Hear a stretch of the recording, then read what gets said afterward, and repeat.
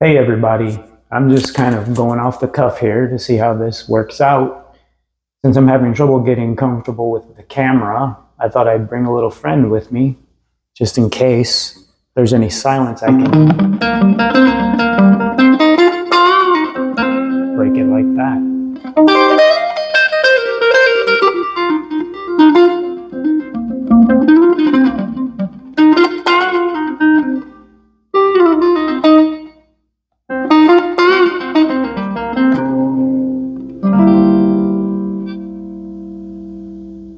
So I was thinking today about the good life, which is what I'm pretty much always thinking about, setting my life up to be the good life for me, which is different for me than it's going to be for you. Of course, everybody's version of the good life is different. And it amazes me how much peace of mind I have despite the physical changes that have happened to me over the past year and being almost a year since being diagnosed with an autoimmune disease and possibly another one.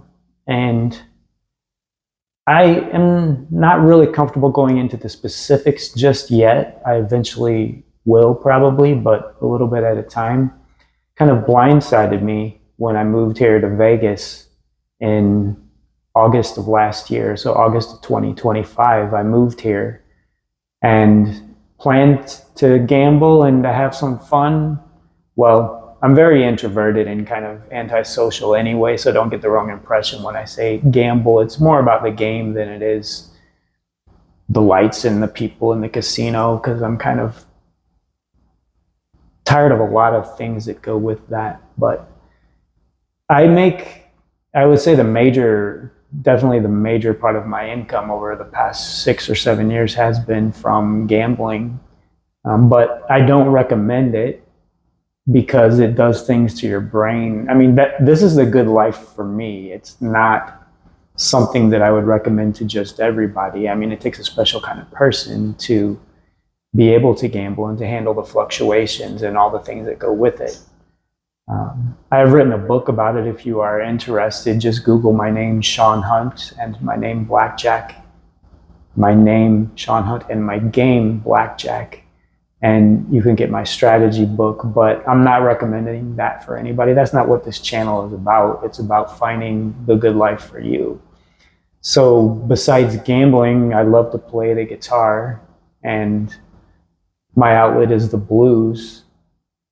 I think you kind of have to have a sad life to be good at the blues, and it's all about your perspective.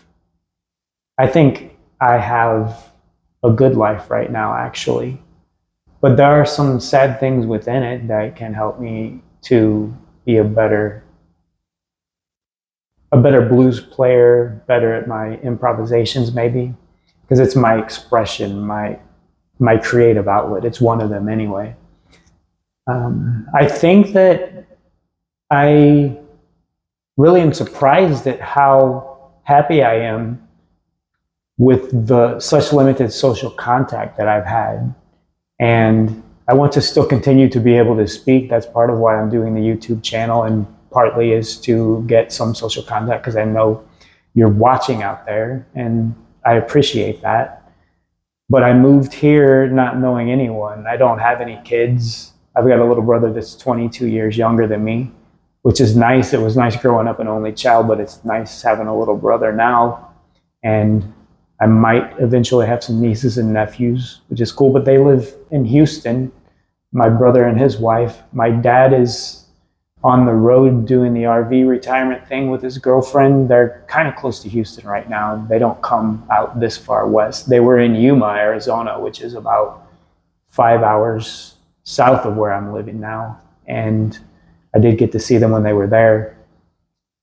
My mother passed away in 2022, unfortunately, but I still have family in Illinois, which is the area where I grew up, kind of close to St. Louis, Missouri. So I go there at least once a year. I've never missed a Christmas.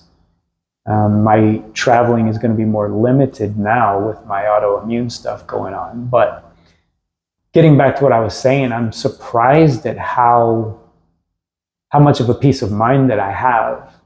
And This morning, I went to the grocery store. I got there at 6 a.m. when they opened, which means I beat the heat here in Las Vegas, so that was cool. And that was enough social contact for me for the day. I don't feel the need to do anything else.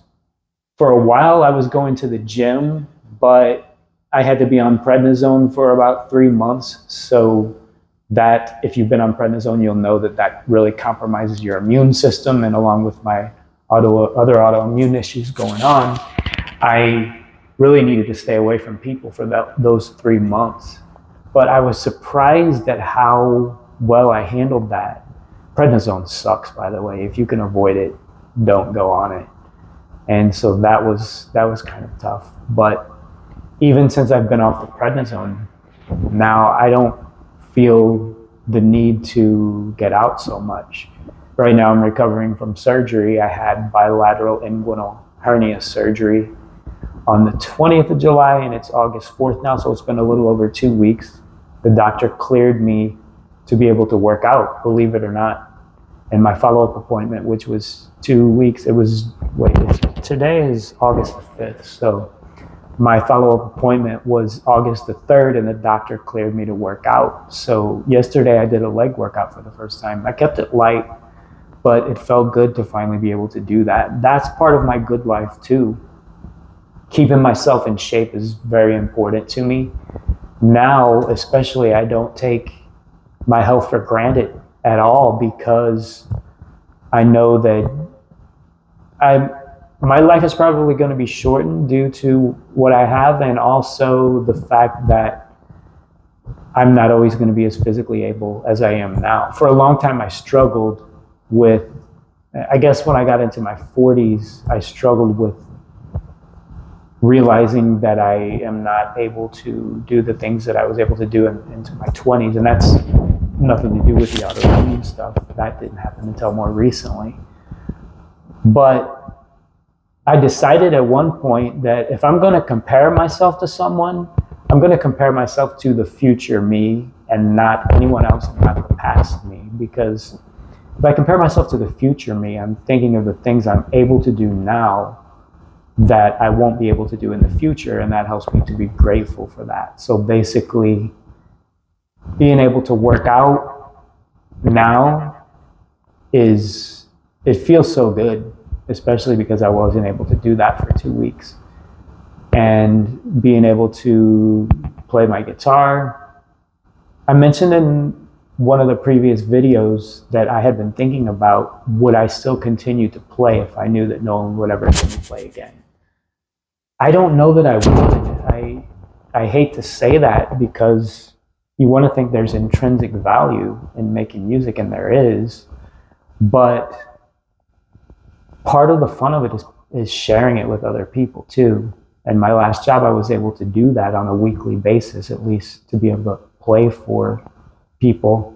And I kind of missed that, but that's part of why I have the YouTube channel now, with not socializing. I have this and another channel. The other channel's more focused on guitar lessons and performances, but I thought I would bring it in this time as I'm talking, and maybe I'll keep with that theme. I don't know. I'm just really struggling at this phase to be comfortable with the camera and to be able to just talk as if I'm talking to a friend. And there's so many things going through my mind, and I don't want to stammer over my words, but I'm thinking, how much do I repeat? Because I've said some of these things in previous videos, but not many people are watching my videos yet, so I think it's okay to repeat. If you are watching, I appreciate it. Please subscribe, hit that like button, as they say.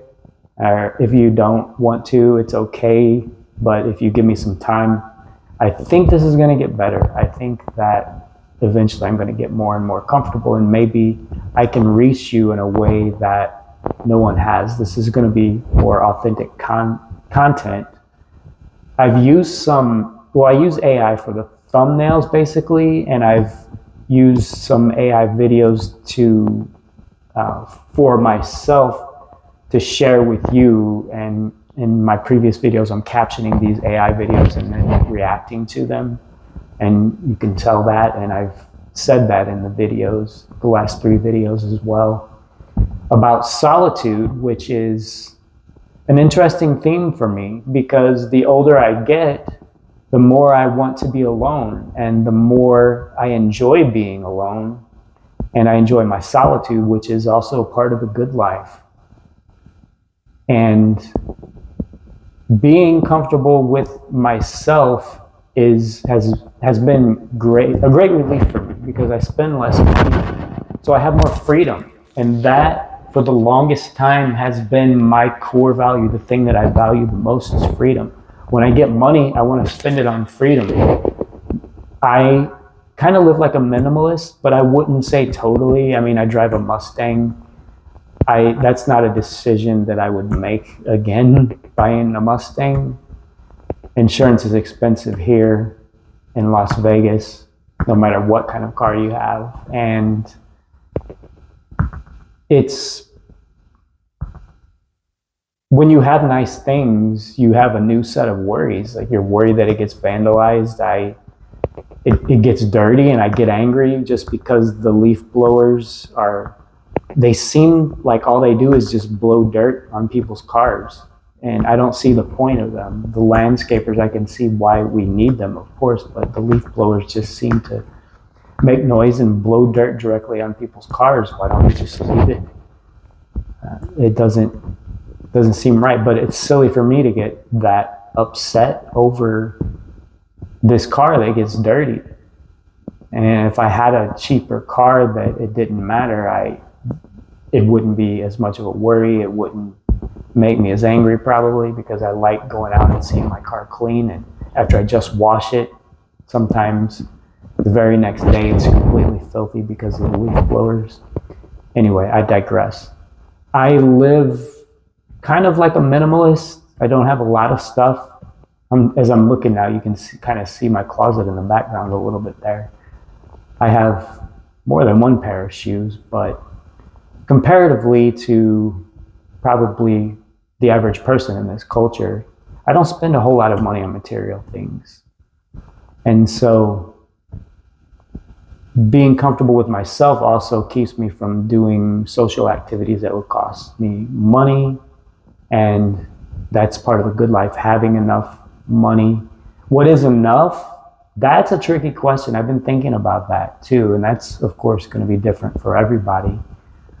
The plan originally was to come to Las Vegas to get a part-time job again, because I haven't worked full-time for about 7 years. I moved to Tucson, Arizona when I was 40.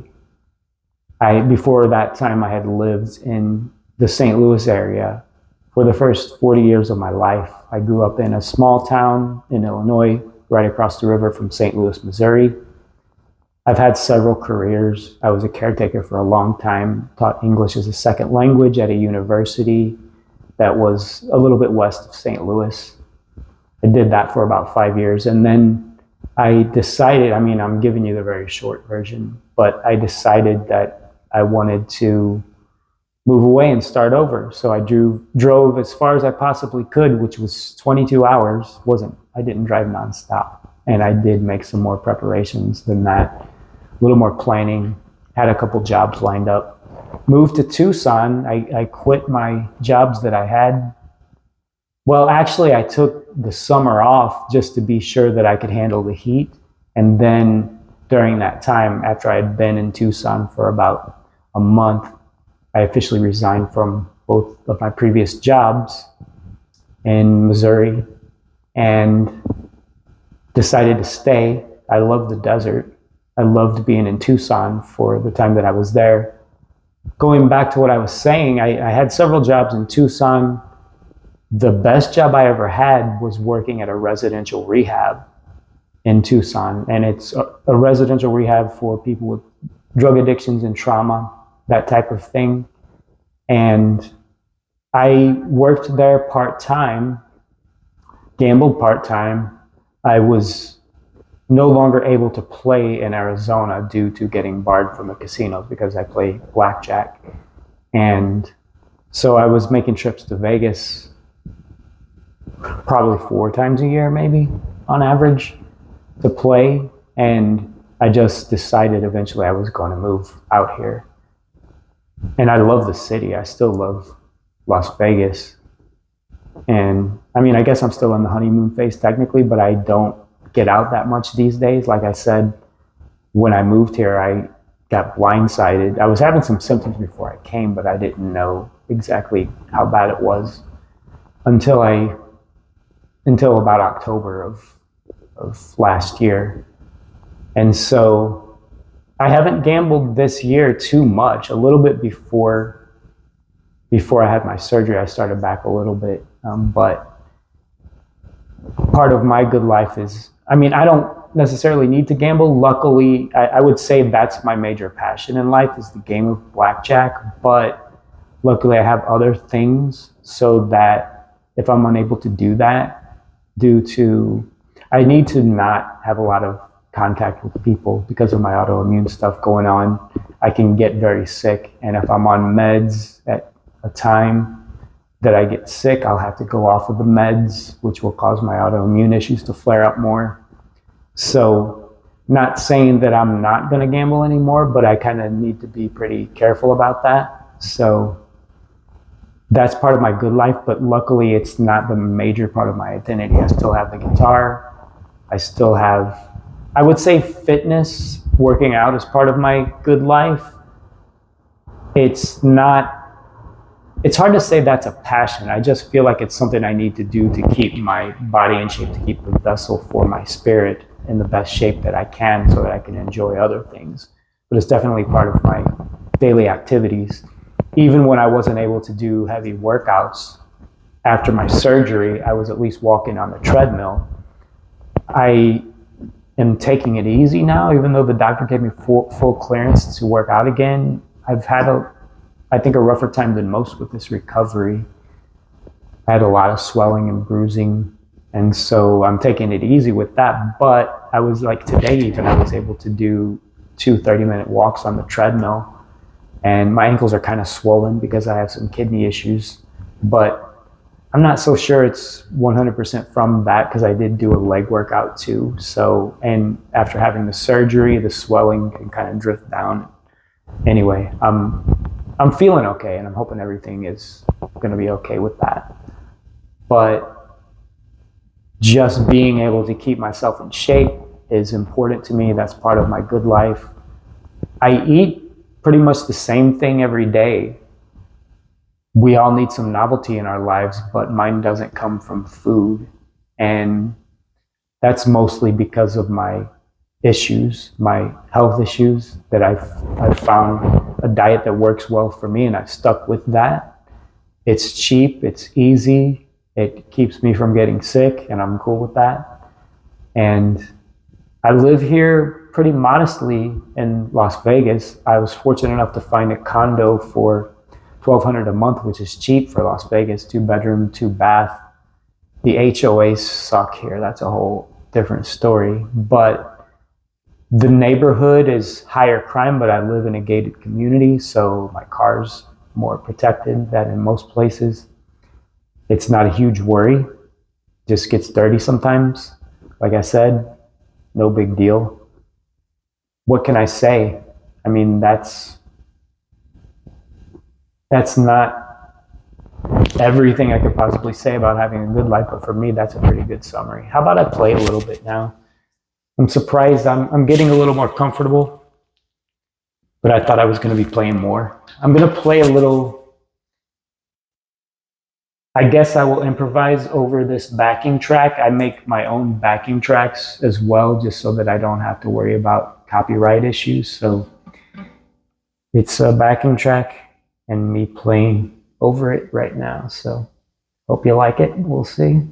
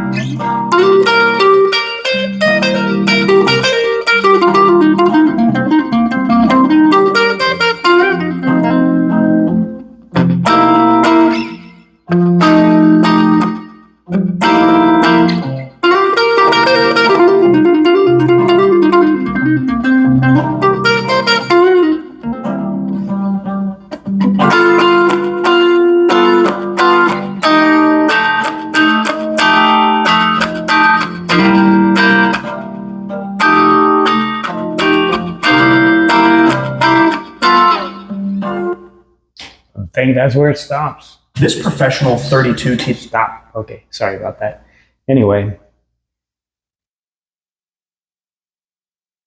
Now, I thought of things to say while I was playing, and now I'm just totally drawing a blank. But that's my outlet. That's what I do to basically get everything out. I feel more comfortable in front of the guitar than I do speaking in front of a camera, but speaking's important too. And so I'm going to continue to do this and continue to get comfortable. And why am I doing this?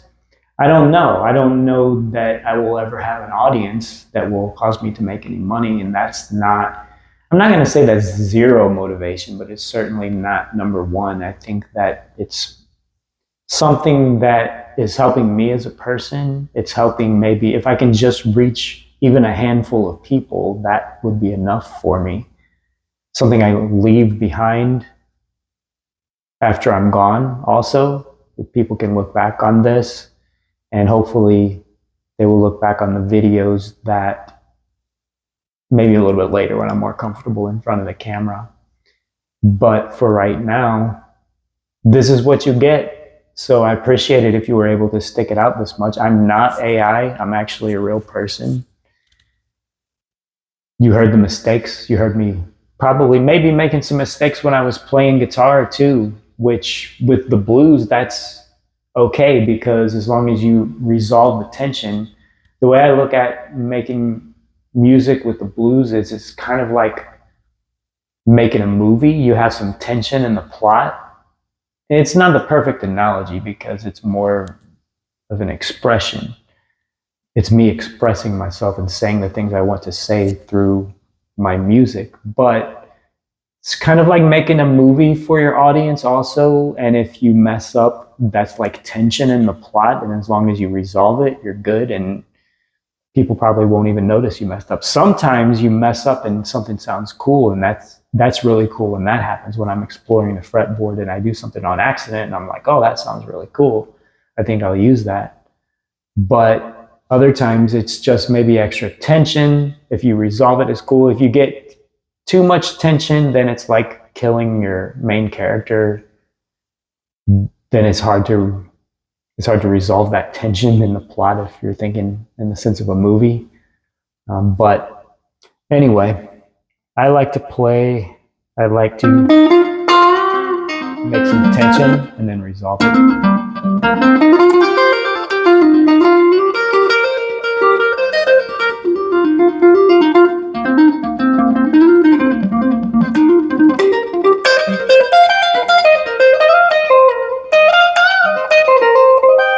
Not everybody's going to like it, but what I would like for people to get from my playing, even if they don't like it, is to say that it's not like anything they've ever heard before.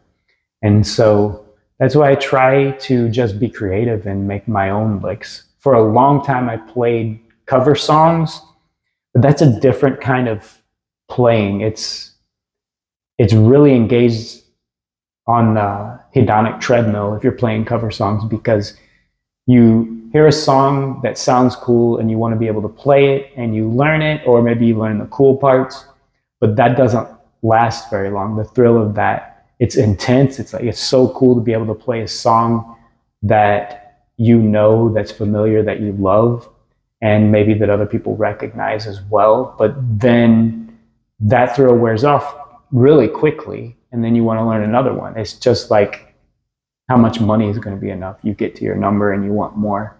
But I found with playing the blues and using my own creativity, I'm more likely to get into a state of flow. And it's a different kind of pleasure. It's part of the good life as well. If you find an activity that gets you into the state of flow, your skill level doesn't really matter. If you're in that state where you're learning and you're progressing, and it's really a balance between pleasure and work, that it's not like being on the hedonic treadmill. It replenishes itself, if that makes sense. And so when I'm playing guitar, I don't always enter that state of flow. In fact, I would say it's rare that I do, but at least I have a chance of doing that when I'm playing. A lot of it's become routine, but it's definitely better than playing cover songs, which is what I did when I was younger. Anyway, I'm going to stop there. Thanks for listening, and hope you all have a great day. See you soon.